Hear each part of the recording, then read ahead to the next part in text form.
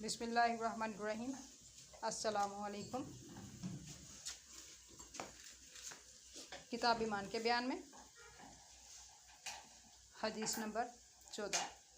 بے شک رسول اللہ صلی اللہ علیہ وآلہ وسلم نے فرمایا، قسم ہے اس ذات کی جس کے ہاتھ میں میری جان ہے، تم میں سے کوئی بھی ایماندار نہ ہوگا جب تک میں اس کے والد اور اولاد سے زیادہ اس کا محبوب نہ بن جاؤں۔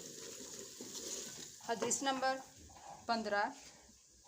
نبی کریم صلی اللہ علیہ وآلہ وسلم نے فرمایا، تم میں سے کوئی شخص ایماندار نہ ہوگا جب تک اس کے والد اور اس کی اولاد اور تمام لوگوں سے زیادہ اس کے دل میں میری محبت نہ ہو جائے۔